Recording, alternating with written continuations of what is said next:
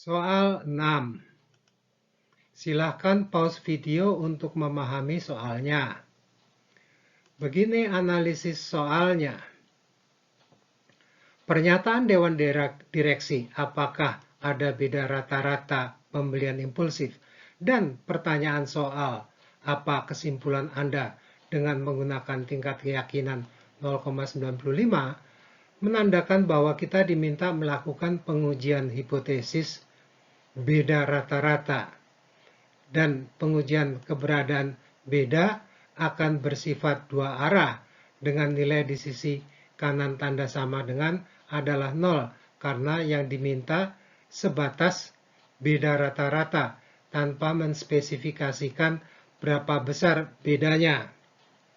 Hal tersebut dapat disimbolkan sebagai mu1 dikurang mu2 adalah sama dengan 0.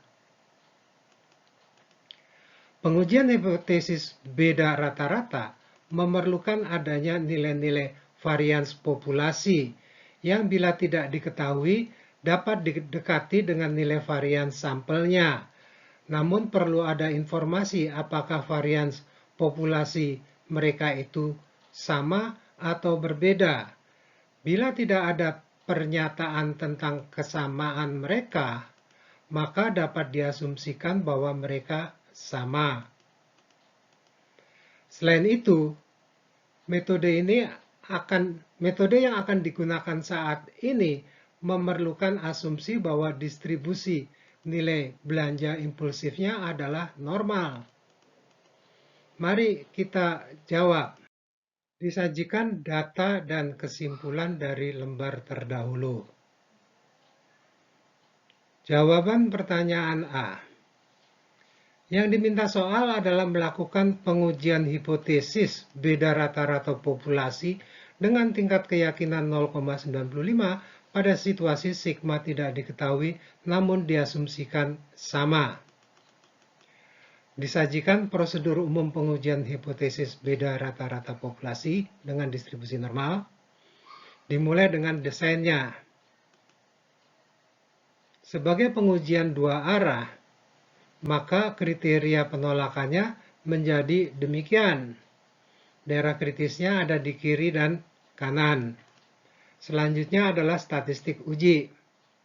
Dan ditutup dengan kesimpulan. Dari 4 besaran yang diperlukan ini, 2 besaran yang masih harus ditetapkan, yaitu nilai kritis T dan standar errornya.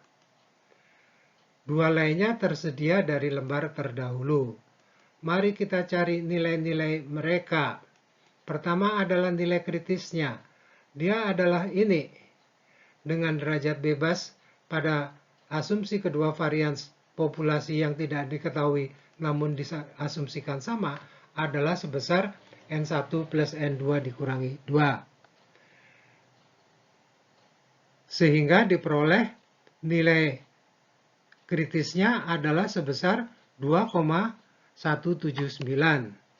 Nilai tersebut dapat diperoleh dengan melihat pada tabel atau dengan menggunakan fungsi Excel sama dengan T titik inverse kurung buka 0,975 titik, 12 kurung tutup. Ya, 0,975 adalah nilai kritis kanan yang luasnya di sebelah kanan dirinya itu adalah sebesar 0,025. Berikutnya adalah penetapan nilai standar error. Formulanya untuk kasus varians populasi tidak diketahui namun diasumsikan sama adalah demikian ini. Dengan nilai SP atau deviasi standar gabungan adalah yang demikian. Mari kita isikan nilai-nilai yang diperlukan formula tersebut. Menghasilkan nilai SP sebesar 2,56149. Sehingga nilai standar errornya menjadi demikian. Nilai di bawah tanda akar adalah dari 1/N1 ditambah 1/N2. Sesuai dengan formulanya.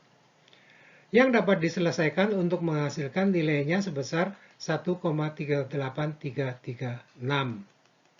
Kita lanjutkan. Disajikan kembali hasil dari lembar sebelumnya. Sekarang kita isikan berbagai nilai yang diperlukan pada prosedur tadi. Yang pertama adalah desainnya. Kedua adalah kriteria penolakan H0. Yang ketiga adalah statistik uji. Disederhanakan menjadi demikian sehingga diperoleh nilai statistik ujinya adalah minus 0,01114. Langkah keempat adalah kesimpulan.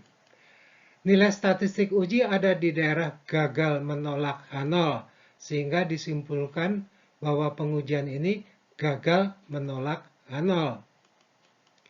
Jadi tidak ada cukup bukti untuk menolak bahwa rata-rata populasi belanja impulsif di kedua toko adalah sama.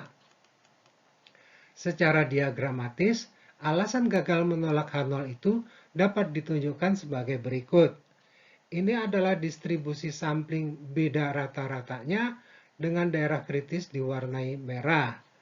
Terlihat nilai-nilai kritisnya minus dan plus 2,179 ini.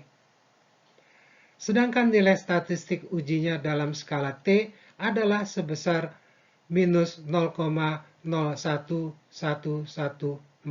ini. Jelas terlihat bahwa lokasinya di daerah gagal menolak H0. Kita teruskan. Dengan masih adanya data individual, maka kita dapat menggunakan fasilitas Excel untuk menyelesaikan soal ini. Pertama akan ditunjukkan hasil olahan Excel untuk asumsi varians populasi yang sama. Di sebelahnya disajikan hasil olahan Excel pula untuk asumsi varians populasinya yang berbeda. Hasilnya berbeda namun tidak banyak. Pertama adalah derajat bebasnya sedikit berbeda. Selain itu, nilai T ujinya juga sedikit berbeda. Ini menunjukkan bahwa standar error kedua metode sedikit berbeda. Akibat dari derajat bebas yang sedikit berbeda, itu menyebabkan nilai-nilai kritis mereka juga sedikit berbeda. Namun karena nilai T-stat jauh dari daerah kritisnya, maka perbedaan yang terjadi pada daerah kritis tidak sampai mengubah kesimpulannya. Kedua asumsi tentang deviasi standar populasi mereka menghasilkan kesimpulan yang sama, yaitu gagal menolak H0. Kita lanjutkan. Ini adalah pertanyaan tambahan, yaitu melakukan confidence interval untuk beda rata-rata nilai belanja impulsif dengan tingkat signifikansi 0,05. Nah, selanjutnya, berdasarkan hasil pada pengujian hipotesis, apakah rentang hasil confidence intervalnya nanti akan mulai dari negatif sampai positif, mulai dari negatif sampai negatif, atau mulai dari positif sampai ke positif pada batas atasnya? Ini jawabannya. Tadi desainnya adalah demikian ini. Dengan kesimpulan apa? Yaitu gagal menolak H0. Ini berarti bahwa selisih rata-rata populasinya adalah 0. Sehingga mestinya hasil confidence intervalnya akan melewati nilai 0. Ini berarti bahwa rentang confidence intervalnya akan mulai dari negatif di batas bawah sampai dengan positif di batas atas. Selanjutnya mari kita lakukan penghitungannya. Untuk itu dipanggil dahulu formula umum confidence interval yang menggunakan distribusi normal. Yang untuk kasus ini akan menjadi demikian ini. Kemudian kita panggil kembali besaran yang diperlukan oleh formula tersebut berdasarkan penghitungan atau pencarian terdahulu ini. Kita masukkan nilai-nilai yang sesuai ke dalam formulanya yang dapat disederhanakan menjadi demikian ini, ya, sehingga dapat disimpulkan bahwa pada tingkat keyakinan sebesar 0,95 disimpulkan bahwa selisih rata-rata nilai belanja impulsif berkisar antara minus 3,0295 sampai dengan plus 2,9987. Kita lanjutkan ke soal berikutnya.